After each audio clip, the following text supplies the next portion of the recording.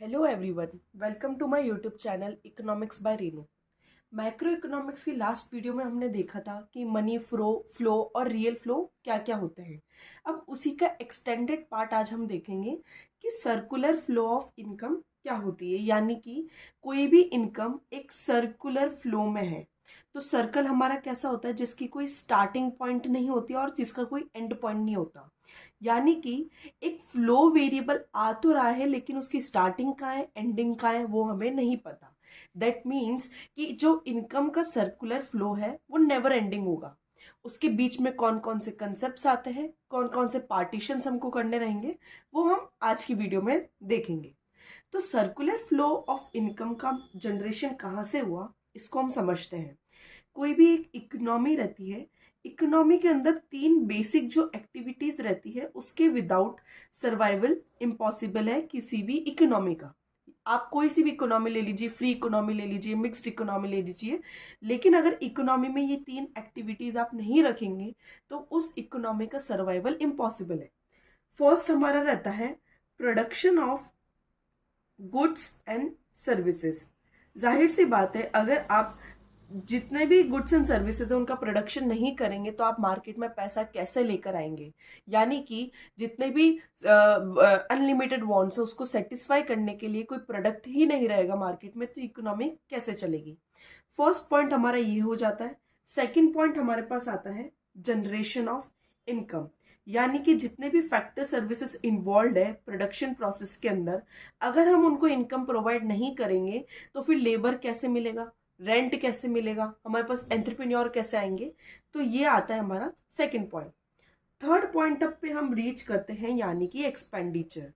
मान लीजिए आपने प्रोडक्शन तो कर दिया, लेकिन जो कंज्यूमर है आपके प्रोडक्ट खरीदने के लिए वो एक्सपेंडिचर ही नहीं कर रहा, तो फिर आपके प्रोडक्ट का जो स्टॉक है वो पाइल अप होता जाएगा। स्टॉक पाइल अप हो रहा है, यानी कि जितनी भी एग्रीगेट डिमांड है वो लूज हो रही है। इससे फिर इकोनॉमी क्या होगी, डाउनफॉल पे आ जाएगी। तो ये तीन बेसिक फैक्टर्स रहते हैं, तीन ऐसे कंपोनेंट्स हैं इकोनॉमी के, जिसके बिना इकोनॉमी का चलना इम्पॉसिबल सा है। तो फिर अब हम यहाँ देखते हैं कि ये जो तीन एक्टिविटीज है इनको हम क्या कह सकते हैं, life line of an economy. Life line क्या होती है, जिसके बिना आप बिल्कुल भी जी नहीं सकते। यानी कि आपकी बॉडी के अंदर जैसे सांस है, ब्लड वेसल्स है, हार्ट है, उसके बिना आपका सर्वाइवल इम्पॉसिबल है। वैसे ही इकोनॉमी के अंदर इन तीन चीजों के बिना उसका सर्वाइवल इम्पॉसिबल से कहलाएगा। अब हम देखते हैं कि सर्कुलर फ्लो ऑफ इनकम कैसे जनरेट हुई। अब हमने देखा कि प्रोडक्शन, इनकम जनरेशन और एक्सपेंडिचर ये कंट्रीब्यूट करते हैं एक अनएंडिंग फ्लो का, अनएंडिंग फ्लो ऑफ एक्टिविटीज कह लीजिए, कुछ भी कह लीजिए। यानी कि जैसे कि एक सर्कल मैंने बोला, उसका कोई स्टार्टिंग पॉइंट नहीं होता, एंडिंग पॉइंट नहीं होता, इसलिए हम ये नहीं पता लगा सकते कि कौन पहले आया कौन बाद में आया। तो पर ये तीनों एक्टिविटीज कॉन्सिक्वेंटली एक के बाद एक चलती रहती है। यानी कि मैंने प्रोड्यूस करा, फिर मैंने इनकम जनरेट करी, फिर मैंने वापस एक्सपेंडिचर करी, पैसा मार्केट में आया, तो फिर वापस प्रोडक्शन हुई। तो ये सर्कल कभी एंड नहीं होगा, इसलिए इसको हम अनएंडिंग फ्लो कहते हैं या नेवर एंडिंग कहेंगे। अब हम इसको फेजेस में डिवाइड करने की कोशिश करते हैं। इसको लिखेंगे हम three phases of circular flow of income.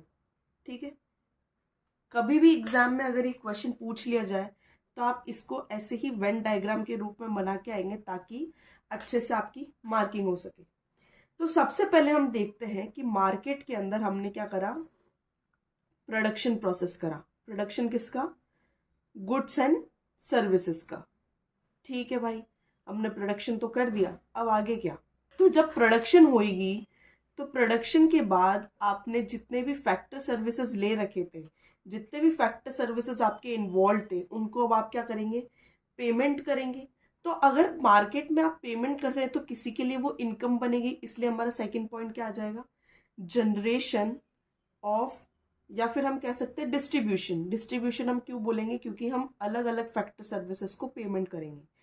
Generation of income, इसको हम सेकंड पॉइंट के अंदर रखेंगे। जिसके अंदर आपने जितना भी प्रोडक्शन प्रोसेस करा, जितनी भी फैक्टर सर्विसेज उसके अंदर इन्वॉल्व हुई है, उन सबका अब हमें फैक्टर पेमेंट करना पड़ेगा। डिस्ट्रीब्यूशन ऑफ इनकम यहाँ इसलिए बोला गया है क्योंकि लैंड, लेबर, कैपिटल और एंटरप्रेन्योर, ये 4 फैक्टर सर्विसेज होते हैं जिनको आप रेंडर करते हैं फॉर द प्रोडक्शन प्रोसेस। अब इन्हीं फैक्टर सर्विसेज का हमें अलग अलग पेमेंट करना रहेगा, इसलिए हम यहाँ पर बोलते हैं इनकम का डिस्ट्रीब्यूशन, या फिर जितनी भी इनकम आपकी जनरेट हुई है उसको आप अलग अलग फैक्टर सर्विसेज के बीच में अब आप डिस्ट्रीब्यूट करेंगे। ठीक है, अब इकोनॉमी में प्रोडक्शन भी हो गया, हमने गुड्स एंड सर्विसेज बना दिए, जिसकी पेमेंट देनी थी उसको पेमेंट दे दी। अब क्या होगा, जो इनकम जनरेट हुई है उसकी वजह से हमारे पास में वापस क्या आएगी, डिस्पोजिशन, या फिर हम कह सकते हैं एक्सपेंडिचर ऑफ इनकम। यानी कि आप एक पर्सन है एक्स, आपने किसी को फैक्टर सर्विसेज दी थी, ये मान लीजिए आपने किसी को लीज पर लैंड दी थी, अब आपको उसकी फैक्टर पेमेंट मिल चुकी है, रेंट 10,000 पर मंथ। अब आपके पास ही पैसा आ चुका है, आप वेट कर रहे थे कि पैसा आए और मैं मार्केट में जाके कुछ खरीद के लाऊं। अब आपके पास 10,000 रुपीज आ चुके हैं, तो अब आप वापस क्या करेंगे, मार्केट में जाके एक्सपेंडिचर करेंगे। बस इसी चीज को यहाँ अप्लाई करना है कि प्रोडक्शन प्रोसेस हुई, प्रोडक्शन के बाद हमने जिन जिन की इनकम बन रही थी उनको पे कर दिया। अब उस पेमेंट के बाद जिसको भी इनकम मिली है, अब वो जाके मार्केट में वापस डिमांड करेगा गुड्स एंड सर्विसेज की।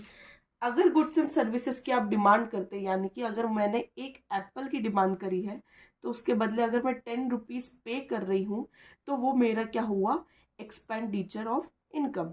अब इसी एक्सपेंडिचर ऑफ इनकम का कोई सोर्स होगा जो ये प्रोड्यूसर है लेने वाला, इसके लिए ये क्या हो गई, इनकम का सोर्स हो गई। अब उसके पास, प्रोड्यूसर के पास ही इनकम आएगी, तब जाके वापस वो प्रोडक्शन प्रोसेस अपना स्टार्ट करेगा। तो डिस्पोजिशन या फिर हम कह सकते हैं एक्सपेंडिचर ऑफ इनकम हमने करा, तब जाके वापस हमारा प्रोडक्शन प्रोसेस स्टार्ट हुआ। तो कहीं ना कहीं अगर ये 3 फेजेस हम देखते हैं सर्कुलर फ्लो ऑफ इनकम के, तो ये नेवर एंडिंग है। प्रोडक्शन हम स्टार्ट करेंगे, उसके बाद हम सबको फैक्टर पेमेंट्स देंगे, जैसे ही उन सबको इनकम रिसीव होगी वो वापस जाके मार्केट में कुछ ना कुछ डिमांड करेंगे, या फिर उनके पास जितनी इनकम आई है उसका वो एक्सपेंडिचर करेंगे, ताकि वो जितने भी प्रोड्यूसर्स हैं वापस जाके अपना प्रोडक्शन प्रोसेस स्टार्ट कर सके।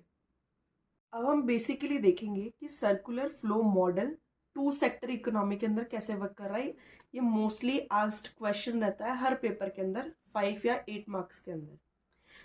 अब हमने यहाँ ऐसे स्पेसिफाई क्यों करा है कि 2 सेक्टर इकोनॉमी मॉडल, क्योंकि पहले हमने देखा था कि इकोनॉमी के 4 पिलर्स होते हैं। फर्स्ट प्रोड्यूसर, सेकंड आता है हमारा कंज्यूमर, थर्ड आता है हमारा गवर्नमेंट सेक्टर, फिर आता है हमारा एक्सटर्नल सेक्टर, जिसमें हम लेते हैं एक्सपोर्ट माइनस इंपोर्ट। इकोनॉमिक्स में एक्सपोर्ट को हम एक्स से डिनोट करेंगे और इंपोर्ट को हम एम से डिनोट करेंगे। तो अभी हम बस 2 सेक्टर इकोनॉमी मॉडल पढ़ रहे हैं, यानी कि हम बेसिकली जो हमारे प्रोड्यूसर हैं और जो हमारे कंज्यूमर हैं उनको लेकर चलेंगे। तो जो ये मॉडल है उसके कुछ अजम्पशंस हैं। फर्स्ट अजम्पशन हम लेते हैं कि यहाँ पर केवल 2 सेक्टर इकोनॉमी एग्जिस्ट कर रही है सर्कुलर मॉडल के अंदर, जो कि क्या होगा, अपना एक हाउस होल्ड होगा और एक प्रोड्यूसर सेक्टर होगा। हाउस होल्ड को कंफ्यूज ना करें, हाउस होल्ड का मतलब ही कंज्यूमर्स होते हैं। जितने भी हाउस होल्ड के अंदर लोग रहते हैं वो सारे कंज्यूमर्स रहते हैं, जो अपनी वांट्स को सेटिस्फाई करने के लिए मार्केट में प्रोड्यूस्ड गुड्स एंड सर्विसेज को कंज्यूम करेंगे। सेकेंड पॉइंट हमारे पास आ जाता है कि जितने भी हाउस होल्ड्स हैं वो अपनी एंटायर इनकम को स्पेंड कर देंगे, यानी कि जितना भी उनका इनकम है वो एक्सपेंडिचर का रूप ले लेगा। एक्सपेंडिचर का रूप ले लेगा तो मतलब there is no savings in the economy. Savings नहीं रहेगी तभी जाके तो आपके ज़्यादा से ज़्यादा एक्सपेंडिचर इंक्रीज होगा इकोनॉमी के अंदर। थर्ड हम देखते हैं कि हमारे पास जो हमारी इकोनॉमी है वो क्लोज्ड इकोनॉमी है, ओपन इकोनॉमी नहीं है। रीजन बिहाइंड अपने 2 सेक्टर मॉडल देख रहे तो, यानी कि फोर्थ पॉइंट जो हमारा रहता है एक्सपोर्ट माइनस इंपोर्ट, या फिर हम कह सकते हैं एक्सटर्नल सेक्टर हमारा एग्जिस्ट नहीं करता है इस 2 सेक्टर इकोनॉमी मॉडल के अंदर। Fourth assumption, no government involvement. वापस वही बात आ गई, हमने जो 4 पिलर्स लिए थे उसमें से हमने गवर्नमेंट सेक्टर हटा दिया था और X-M हटा दिया था। तो इन दोनों का इन्वॉल्वमेंट हमें नहीं चाहिए, उसको आप 3rd एंड 4th पॉइंट बना के लिख सकते हैं। अब हम देखेंगे कि सर्कुलर फ्लो कैसे हो रहा है इनकम का या पैसे का इकोनॉमी के अंदर। तो अब हम 2 पॉइंट्स लेंगे, यहाँ फिगर में हम रख देंगे प्रोड्यूसर या फिर फर्म्स, जितनी भी फर्म्स होती हैं वो सारे आपको प्रोड्यूस करके देंगे goods and services. Second point पे हम रख देते हैं हाउस होल्ड्स, यानी कि आपके कंज्यूमर्स हो गए। अब इन दोनों के बीच में हमको इंटरेक्शन दिखाना है, फ्लो दिखाना है पैसे का या गुड्स का व्हाटसोएवर। तो अब प्रोड्यूसर भी कुछ सप्लाई देगा हाउस होल्ड को और हाउस होल्ड भी कुछ सप्लाई देगा प्रोड्यूसर को। तो पहले इस फ्लो को देखते हैं। सबसे पहले क्या होता है, प्रोडक्शन प्रोसेस स्टार्ट करते हैं तो प्रोड्यूसर को हमेशा कुछ फैक्टर्स चाहिए रहते हैं। वो क्या थे, लैंड, लेबर, कैपिटल और एंटरप्रेन्योर। ये 4 चीजें हमने कल भी देखी थी और आज भी देखी है। तो ये सारी चीजें क्या हो गई, फैक्टर सर्विसेज। अब ये फैक्टर सर्विसेज उनको कौन ला के देगा, कंज्यूमर्स ला के देंगे या फिर हमें हाउस होल्ड्स ला के देंगे, क्योंकि वो इनके ओनर होते हैं फैक्टर सर्विसेज के। तो अब हमें इस सर्कुलर फ्लो में ऐसा डायरेक्शन दिखाना है कि प्रोड्यूसर हाउस होल्ड से फैक्टर सर्विसेज ले रहा है। तो प्रोड्यूसर हाउस होल्ड से ले रहा है, हाउस होल्ड ने सप्लाई करी, सेल ऑफ फैक्टर सर्विसेज, ठीक है, उसने आपको दे दी फैक्टर सर्विसेज की, लो भाई अब प्रोडक्शन करो। फैक्टर सर्विसेज जो मैंने ये बताया आपको, LLCE यानी कि land, labour, capital and entrepreneur. For example 1 crore का आपको फैक्टर सर्विसेज उसने दे दिया। अब आपने ये सर्विस ली है तो आपको इन फ्यूचर उसको पेमेंट भी करनी रहेगी। तो अब आप क्या करेंगे, जो प्रोड्यूसर हैं वो हाउस होल्ड्स को क्या देंगे, फैक्टर पेमेंट्स, यानी कि जितने भी आपने सर्विसेज उनसे रेंडर करी है अब आप उसका पेमेंट कर रहे हैं in the form of money. Land को अपन रेंट देंगे, लेबर को अपन वेजेस देंगे, कैपिटल को अपन इंटरेस्ट देंगे एंड एंटरप्रेन्योर को अपन प्रॉफिट देंगे। तो यहाँ पे सेल कितने की हुई थी, 1 करोड़ की, तो बस 1 करोड़ का अपन यहाँ पे पेमेंट दिखा देंगे। ये दोनों चीज बैलेंस हो गई, यानी कि एक तरफ से हमने सर्विसेज दी तो दूसरी तरफ से हमने पेमेंट लिया। एक फ्लो तो ये हो गया। उसके बाद हम देखते हैं, चलो प्रोडक्शन का यहाँ तक हो गया, उसके बाद वापस एक रिलेशनशिप स्टैब्लिश होता है प्रोड्यूसर और कंज्यूमर के बीच में। यानी कि अब जो गुड्स एंड सर्विसेज आपने बनाए हैं वो किसी पर्पज से जनरेट होते हैं इकोनॉमी के अंदर, यानी कि कंज्यूमर उनको यूटिलाइज करेगा। तो अब हम यहाँ देख रहे हैं कि प्रोड्यूसर ने जितना भी प्रोडक्शन करा है अब वो उसको जाके क्या करेगा, सेल करेगा, यानी कि sale of goods and services, ठीक है। अब जब ये सेल करेगा तो इकोनॉमी के अंदर कुछ ना कुछ वैल्यू एडिशन में आएगी। वैल्यू एडिशन का मतलब क्या रहता है कि प्रोडक्शन का दूसरा नाम ही हम वैल्यू एडिशन कहते हैं। ये एक ऐसा फेज होता है जिसके अंदर सर्कुलर फ्लो ऑफ मनी के बीच में जो प्रोड्यूसिंग सेक्टर है वो इकोनॉमी के अंदर वैल्यू ऐड करता जाता है through sale of goods and services. तो हम अभी तक क्या एज्यूम करके चल रहे थे, हमारे पास 1 करोड़ का प्रोडक्शन है, ठीक है। अब आपने सेल करी है तो उसको कोई एक्सपेंडिचर करने वाला होगा, यानी कि कोई खरीदने वाला भी होगा। अब हम यहाँ पे खरीदने परचेज की जगह हम क्या लिखेंगे, एक्सपेंडिचर, यानी कि उसने खर्चा ही करा है, expenditure on goods and services. वापिस वही अजम्पशन लेंगे, 1 करोड़ का रहा है तो हमने देखा यहाँ पे 1 करोड़ चारों जगह टैली हो रहा है, यानी कि हमारी जो इकोनॉमी के अंदर सर्कुलर फ्लो ऑफ इनकम है वो स्टैब्लिश हो चुका है इन द 2 सेक्टर मॉडल, जहाँ पे प्रोड्यूसर एग्जिस्ट करते हैं और हमारे हाउस होल्ड एग्जिस्ट करते हैं। अब हमें कुछ अजम्पशन देखना है या फिर कुछ अजम्पशंस हमने देख ली यहाँ पर। अब हमें ऑब्जर्वेशन देखनी है कि इसका कंक्लूजन क्या निकल के आ रहा है। फर्स्ट हमारे पास आ रहा है factor payments by the firms equals to value addition by the firms. First क्या रहेगा, factor payments by firms equals to value addition by the firms, यानी कि आपकी जो वैल्यू एडिशन है उसको आपने कन्वर्ट कर दिया है फैक्टर इनकम्स के अंदर। इधर देखिए, ये प्रोड्यूसर है, इसने आपसे फैक्टर सर्विसेज लिए थे, उसी फैक्टर सर्विस को कन्वर्ट करके उसने आपको सेल कर दी है गुड्स एंड सर्विसेज की। ये वाली चीज देखिए, sale of factor services, sale of goods and services. ये वापस एक सर्कुलर फ्लो ऑफ इनकम ले रहा है, यानी कि 1 करोड़ रुपए जो हमने यहाँ से लिए थे उसी को कन्वर्ट करके हम वैल्यू एडिशन कर रहे हैं इकोनॉमी के अंदर, जो क्या हो गया हमारा 1 करोड़ रुपीस। सेकेंड ऑब्जर्वेशन हमारे पास क्या आती है, total production of goods and services by firms, यानी कि टोटल जितना भी प्रोड्यूस हुआ है इकोनॉमी के अंदर गुड्स एंड सर्विसेज का, वो हो जाएगा हमारा total expenditure bye house holds. आपने जितना भी प्रोडक्शन करा है वो बेचने के लिए ही करा है, और आपने प्रोडक्शन क्यों करा है, क्योंकि कंज्यूमर उसकी डिमांड कर रहे थे। तो जितना भी आपने टोटल प्रोडक्शन करा है गुड्स एंड सर्विसेज का, वो कन्वर्ट हो चुका है expenditure on goods and services, यानी कि सेल्स इक्वल्स टू परचेज हो गया। वापिस ये कितने का हुआ हमारा, 1 करोड़ का हुआ। अब थर्ड पॉइंट हमारे पास क्या आ रहा है, यहाँ एक ट्रिपल आइडेंटिटी सेटअप हो रही है।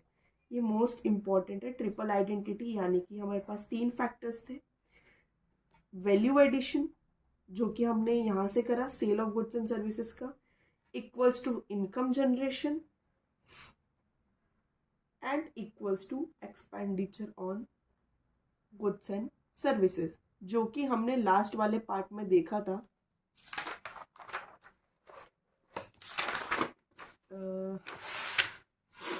3 phases of circular flow of income में, कि हमारे पास 3 फैक्टर्स हैं, production, income generation and disposition of income. तो वही सर्कुलर फ्लो ऑफ मॉडल जब हमने 2 सेक्टर में देखा तो हमने यही पाया कि ये जो ट्रिपल आइडेंटिटी है ये अपना लूज नहीं करती है, ये यहाँ पर भी एग्जिस्ट करेगी, यानी कि जितना भी हमने वैल्यू एडिशन करा है वो कितना हो जाएगा, हमारे इनकम जनरेशन के इक्वल हो जाएगा। क्यों, क्योंकि हमने फैक्टर पेमेंट्स कर दिए, और जितना भी हमने प्रोडक्शन करा है, इनकम जनरेट करी है, वो इक्वल्स टू क्या हो जाएगा हमारा expenditure on goods and services. यानी कि यहाँ पे भी हमने 1 करोड़ लिए थे, यहाँ पे भी हमने 1 करोड़ लिए हैं, और यहाँ पे भी हमने 1 करोड़ लिए हैं।